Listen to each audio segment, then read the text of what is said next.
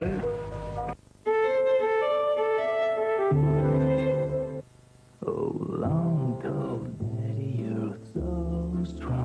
depuis des générations, Jockey fait de beaux enfants, c'est parce que Jockey sait comment battre 2 litres de lait pour en concentrer le meilleur dans 1 kilo de fromage blanc onctueux. Comme ça, quand vous donnez Jockey à vos enfants, vous leur donnez plein de force. Merci, maman. Donnez des forces. Donnez Jockey. Danone.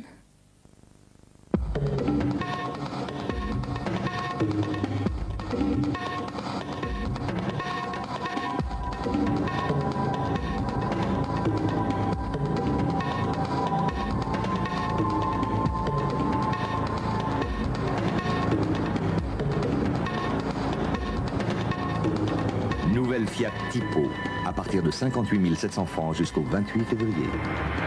Sans compter les 5 000 francs d'aide gouvernementale si vous en bénéficiez. Les éditions Atlas présentent Alfred Hitchcock, la collection. Pour la première fois, cette collection rassemble tous les plus grands films du maître. Cette semaine, le numéro 2, Fenêtre sur cours, le film et son livret, 59 francs seulement chez votre marchand de journaux. 59 francs. Ce serait criminel d'y résister.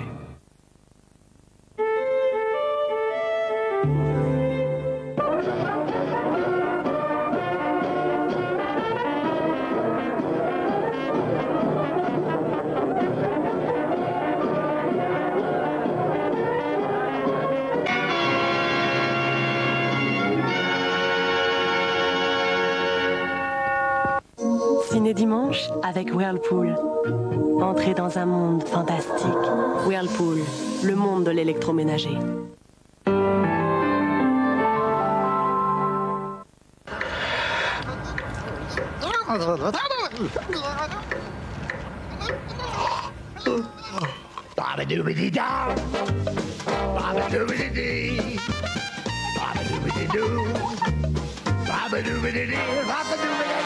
Et si vous vous mettiez à la vitalité?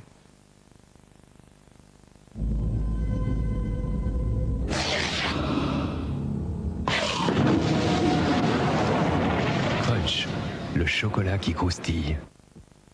Et vous, qu'est-ce que vous préparez pour le dîner? Après une marche comme ça, rien de mieux qu'une bonne soupe. Alors moi, je prends une soupe moulinée magie aux 9 légumes. C'est plein de vitamines. Et les légumes sont pré-cuits à la vapeur. J'ajoute une cuillerée de crème fraîche. Et pour mon mari et les enfants, je suis la plus délicieuse des mamans. Tu l'aimes, ma chérie? C'est vrai? C'est vrai. Magie, magie. « 3617 Eurydill. Pour tout connaître d'une entreprise, consultez sa carte nationale d'identité sur 3617 Eurydill. 3617 Eurydill, le registre national du commerce et des sociétés sur Minitel. Il y a lui, il y a moi, et il y a les fricassés de Friskies. De délicieuses fricassées aux viandes et aux légumes. Friskies, parce que c'est eux, parce que c'est nous. Rencontrez l'homme ou la femme de votre vie sur le 3615 Un Amour ou par téléphone au 36 68 18 35. 36 68 18 35. Ne plaisantons pas, si cet homme d'affaires important mange du hachis parmentier-bolino à midi, ce n'est pas seulement parce que ce n'est pas cher, c'est peut-être aussi parce que c'est bon. Bolino, Bolino. Bolino, le meilleur, c'est que c'est bon.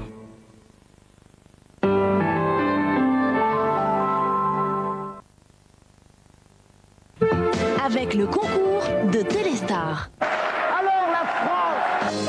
Les grosses têtes vous donnent rendez-vous lundi à 20h50. Mon pauvre Dieu! Oh mon Dieu! C'est bon, on en redemande, hein? Pour répondre aux questions de Philippe Bouvard, où vont-ils chercher tout ça? Da da da, bi bi bi, da da da, bi bi bi. Avec un invité d'honneur. Mais c'est moi! Qui sait se faire entendre. Michel Serrault. Les grosses têtes de Philippe Bouvard, exceptionnellement lundi 20h50 sur TF1.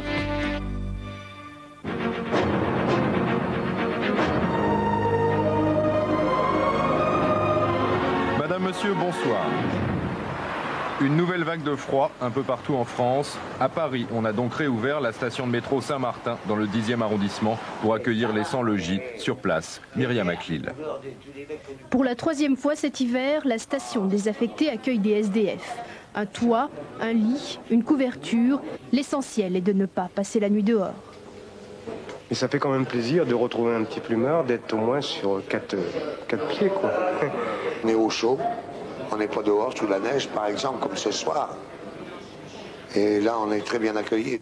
90 sans-abri se sont engouffrés sous terre dans ce ventre chaud qui affiche rapidement complet. Une solution d'urgence qui, pour une question d'hygiène, ne pourra durer plus de 8 jours.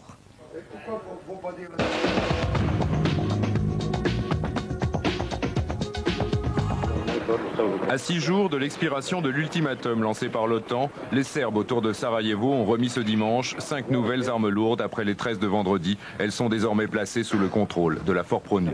De cette colline, les casques bleus français peuvent ainsi vérifier que ces quelques armes serbes ne quitteront pas cette caserne. Des Français remerciés pour leur action par le président Izetbegovic, invité ce dimanche dans l'émission 7 sur 7. Je veux croire que ce n'est pas un simple sursaut et que l'Europe désormais va défendre pleinement un des peuples qui la constitue et les valeurs qui la fondent.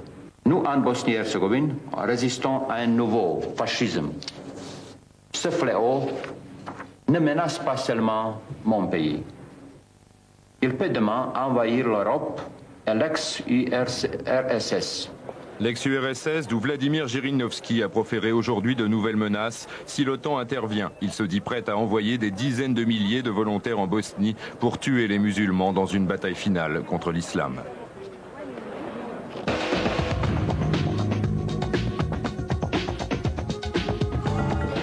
Première surprise aujourd'hui à Lillehammer, c'est un Américain, Tommy Moe, 24 ans, qui a remporté l'épreuve reine de la descente homme en devançant de 4 centièmes le grand favori André Amotte. Les Français Burtin et Alphonse sont respectivement 6e et 8e. En revanche, en patinage de vitesse, Johan Koss a offert sa première médaille d'or à la Norvège. Il a battu son propre record du monde du 5000 mètres messieurs. Enfin, en ski de fond, c'est une Italienne, Manuela Di Centa, qui a remporté sa première médaille d'or.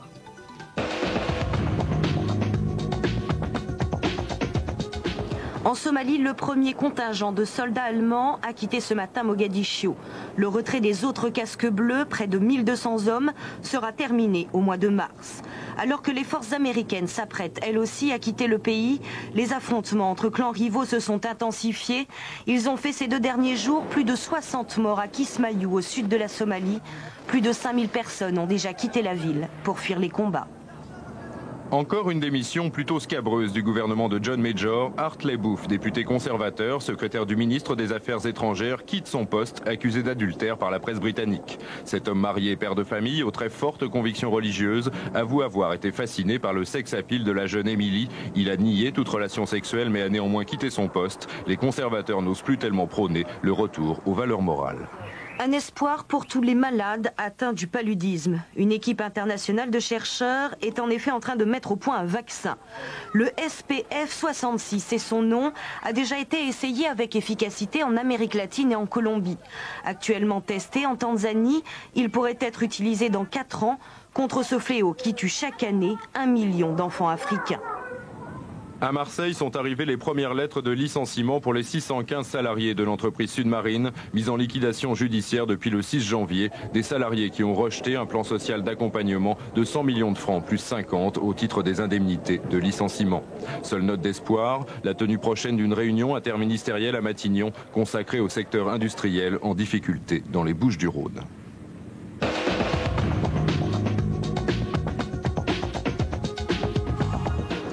2 mois après leur dernière réunion, les ministres des Finances des 12 vont de nouveau demain à Bruxelles se pencher sur l'emploi et la croissance. Dans un contexte où la reprise économique est plus qu'hésitante, les chiffres du chômage en Europe sont en constante progression. La communauté à l'heure actuelle compte un peu plus de 18 millions de sans-emploi, mais la barre des 20 millions pourrait bien être atteinte d'ici la 2e moitié de l'année. Pour combattre ce fléau, les 12 ont déjà adopté en décembre dernier le livre blanc mis au point par le président de la commission, Jacques Delors. Un document qui se veut un ordre de mobilisation générale en faveur de l'emploi et qui propose entre autres de relancer les grands travaux d'infrastructure. Mais les 12 ministres divisés doivent encore étudier les moyens à mettre en œuvre pour appliquer les mesures de ce livre blanc. Ce sera l'objet de la réunion de demain. La visite en Israël d'Alain Juppé, venu soutenir le processus de paix, vous pouvez compter sur nous, a dit le ministre qui se rendra mardi dans la ville de Gaza. Les cantonales auront lieu les 20 et 27 mars prochains. Les Français seront appelés à voter dans 4033 cantons. Que compte le pays? Semaine décisive dans les ports bretons. On apprenait ce soir qu'environ 200 marins-pêcheurs du Sud Finistère se dirigeaient à nouveau vers Rungis. Les Beatles sont de retour. Ils donneront un concert exceptionnel cette année au Central Park de New York. La Coupe de France impitoyable pour les clubs de première division. Lyon, Metz, Sochaux et Toulouse éliminés en 16e de finale. Le PSG, Bordeaux et Nantes ont également frôlé la catastrophe.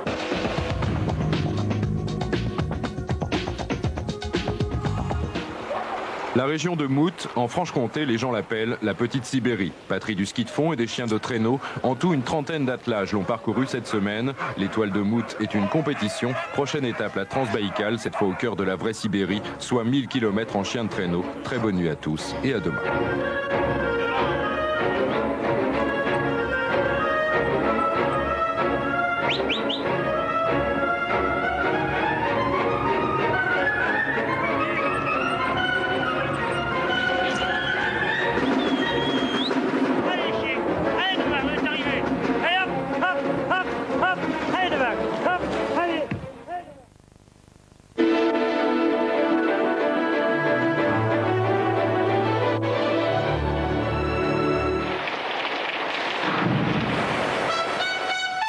Conforama, le soleil dans la maison. Bonsoir. Grâce à cette image, je peux vous faire voir presque toute la semaine prochaine, le temps que nous allons avoir. Alors, premièrement, ici, nous avons des nuages qui seront demain de la neige pour la moitié sud et pour la moitié nord. Puis, nous aurons la pluie de mardi, qui sera suivie d'éclaircies mercredi, qui sera suivi jeudi soir et vendredi de cette autre perturbation. Le tout avance très lentement vers l'est parce qu'ici, il y a toujours un très puissant anticyclone qui nous apporte, vous le savez, des températures assez glacées. C'est une vague de froid. Voici les prévisions Météo France pour les 5 prochains jours. On commence par la moitié nord. Donc demain, un peu de neige dans un axe qui partirait du Berry pour atteindre la Manche. Hauteur de neige, c'est difficile à dire, mais enfin entre 5 et 6 cm selon les régions. Donc il pourrait y avoir des perturbations, notamment sur le bassin parisien, à cause de la neige. Cette neige, mardi, se transformera en pluie, mais elle sera modérée. Mercredi, encore un peu de neige sur le nord-est, quelques averses, mais on devrait revoir le soleil qui devrait être là jeudi, tandis que la pluie que vous avez vue arrivera franchement cette fois vendredi, mais elle sera suivie également d'éclaircies. Quant aux températures, elles vont très lentement remonter. Il s'agit là des températures moyennes de l'après-midi, de 1 à 8 degrés, mais il faudra attendre jeudi pour quand même avoir des températures qui soient davantage de saison. Pour le sud maintenant, côté température, c'est exactement la même courbe. Vous partez de 6 et vous doublez, vous arrivez à 12 jeudi et vendredi. Alors attention, demain, Météo France a émis un bulletin d'alarme ou d'alerte, si vous préférez, sur le Massif central, le Roussillon, l'Ardèche. En fait, c'est Midi-Pyrénées, Massif central et le pourtour du golfe du Lion, parce qu'on attend beaucoup de neige qui ensuite se transformera en pluie. Mardi, c'est comme pour le nord. Soit il y a encore un peu de neige sur le Massif central, soit il y a tout autour un peu de pluie. Mercredi et jeudi devraient être d'assez belles journées, mais attention au brouillard en Aquitaine. Et puis, comme pour le nord, vendredi, passage de la zone pluvieuse, mais elle sera moins active que pour le nord. Et elle, comme au nord, elle sera suivie de quelques éclaircies, avec des averses. Ben voilà une semaine un peu curieuse. Vous la passerez néanmoins avec Evelyne Delia et Catherine Laborde. À bientôt, merci. Conforama, le soleil dans la maison.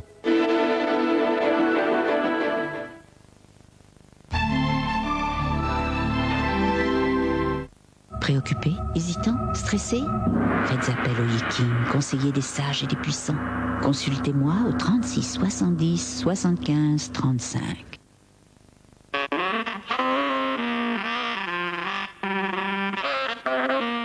Pulmol est un médicament contre les maux de gorge.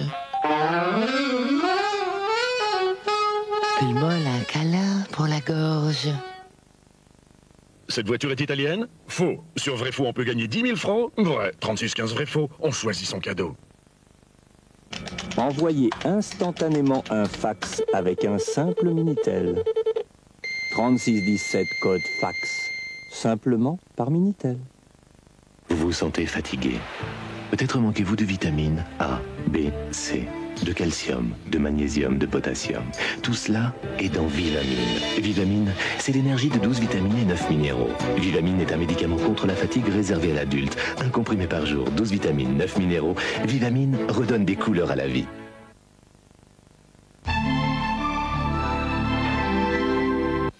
La fraude fiscale coûte chaque année 150 milliards à l'État français. Pour traquer les gros fraudeurs, les enquêteurs du fisc ont des méthodes très spéciales.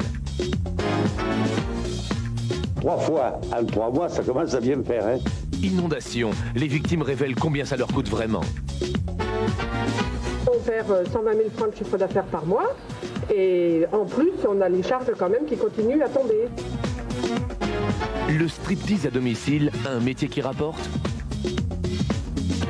Avec l'humour de Francis Perrin, qui le dépense sans compter. Combien ça coûte, présenté par Jean-Pierre Pernaut, lundi 22h40 sur TF1.